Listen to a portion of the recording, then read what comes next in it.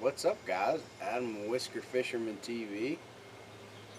Today we're going to do something a little bit different. That is, we're going to try out my brand new Garrett Ace 200 metal detector. Normally when I shoot an unboxing, literally it's the first time I'm looking at it. With this, I went ahead, took it apart, put it together, kind of glanced through the owner's manual. But my only issue I had as far as shipping or anything like that, I got this within a few days. I ordered it on Amazon. Price seemed pretty in line with other metal detectors that I looked at in other places. But when they sent it right to my house, and they did send it in this box. You know, there was no regular cardboard box or anything around it. Where I live, that's not really an issue. I don't really see anybody snatching something off my front porch, but that's not the case with everybody. So you might just want to be aware of that. I actually have a P.O. box that I probably would have had that sent to if I had known that, but that's not a huge deal, like I said, for me anyway. So with this, I'll get to the metal detector. We'll do that in a minute. We get your owner's manual, which again, I kind of flipped through it. I had a metal detector when I was younger, and it doesn't seem like a whole lot has really changed. This is a better model, but it seems like the basics are there. This I really liked. It's just a little piece of literature called Favorite Finds. It's just got all kinds of really cool stuff in here, guys. You've got people finding guns, watches, coins, Civil War stuff. There's a lot of people in Europe, which I suppose when you think about it would probably be a really great place to detect. Just all kinds of cool stuff. It's not really a how-to or anything. It is just a fun thing to look at. Get your hopes up before you go out. And then of course you get your metal detector. Again, this isn't a top of the line model, guys. I'm just getting back into it. I never did it a whole lot, even when I had a brand new one when I was younger. If anybody's wondering what happened to that, well, I left the battery in it for too long without using it, so that's a mistake I don't make too often anymore. But it is a lot lighter than the last one I had, which I don't remember that model, so it's not going to help you a whole lot. It looks pretty good. Like I said, it's good and lightweight. It came with these headphones. They're not what I'd call great quality headphones. I'm not really a headphone guy anyway, but they feel like something you would pick up in the dollar store, to be completely honest with you. And of course they put a crazy kind of jack in there, so you can't just throw your earbuds in there. That would be nice if I could just throw whatever headphones I wanted in there, but again, I'm not going to complain too much about that. Your controls, you've got 3 buttons on here. You've got mode, sensitivity, and power. Power's on off. Your sensitivity, again, will just raise and lower your sensitivity, and your mode, that's where things get a little bit complicated. I'm just going to keep it on the first mode. This is really the first test I've done on this, so I'm anxious to see how it does. It also gives you a coin depth, and there's a scale at the top of this, which I'll get a little closer to the camera here in a little bit. That shows you that iron, pull tabs, rings, coins, silver, gold. That's going to take a little bit of time. you know, for any metal detector, I think for you to really figure out your pings more than just what that little gauge is going to tell you. So that's going to be the unboxing part of this video. Again, I'm going to do a nice little sweep of this so you can get a close-up look at it. The fun part of this video,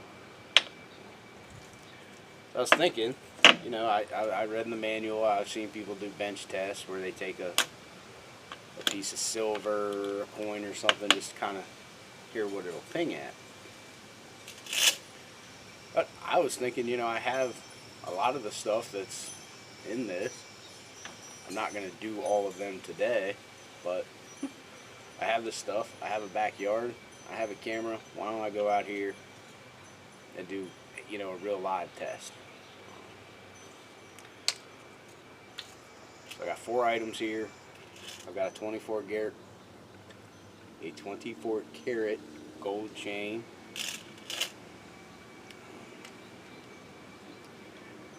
a Franklin $50,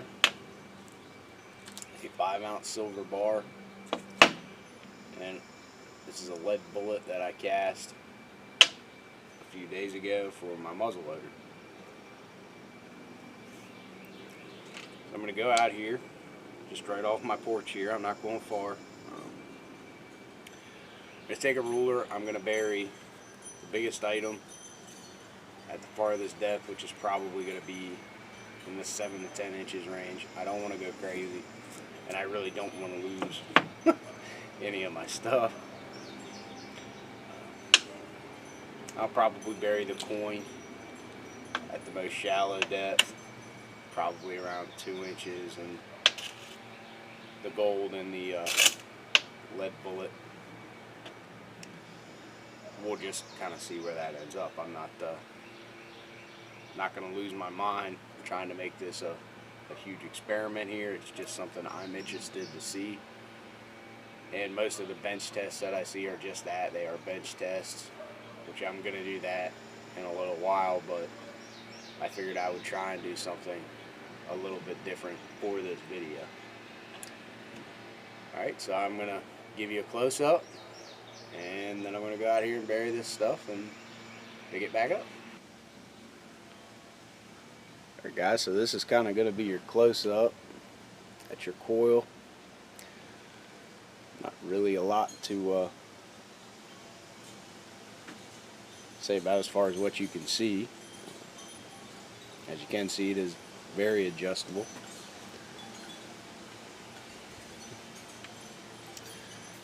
Again, really not a whole lot to see there. And then you get up here to your actual electronics. I should say it tells you a couple times in the description. This has a waterproof coil. Okay, that's your coil. That can go underwater. However, your electronics, all your goodies that are in this particular metal detector are up here, are not waterproof. So even a hard rain will probably ruin this. I don't know that, and I'm not going to test that. If I get caught out in the rain one day, I get caught out in the rain, I guess, but whoops, that is not waterproof, and that is important. If you plan on going after any shipwrecks or anything like that, that is something you're going to have to simply buy a superior model and spend the money. Your arm guard got a nice cushion there for your grip. I haven't adjusted this one to my height yet, but it is fully adjustable. I really want to play around with it a little more before I worry about that. And then again, you get your headphones. Like I said, they just feel kind of cheap. I've had them on. They don't feel terrible or anything. They just feel like those the things I would get with a Walkman when I was a kid is what this reminds me of. And those were the really cheap ones. Alright guys, got my hole dug, my holes dug. I'm going to go ahead and bury this stuff. Put this stuff in there. Again, the deepest we're going to go, it's going to be a 5-ounce silver bar. shallowest we're gonna go. It's gonna be the Franklin $half, and then the gold chain and the lead bullet. I'm gonna surprise myself.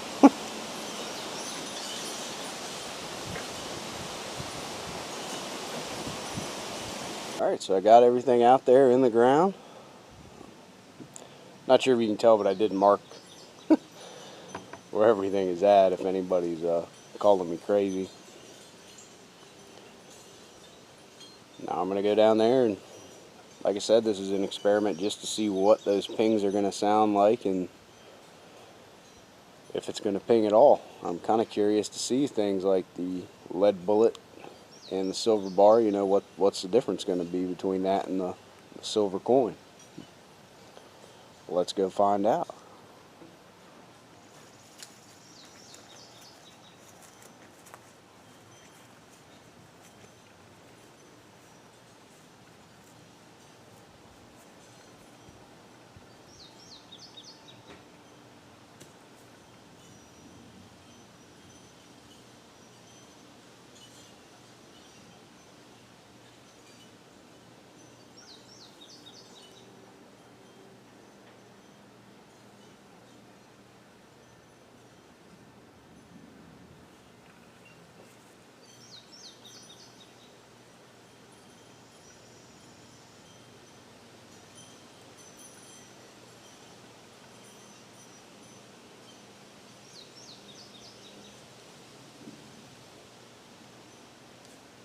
I don't know if you can hear me, but that was no problem, guys.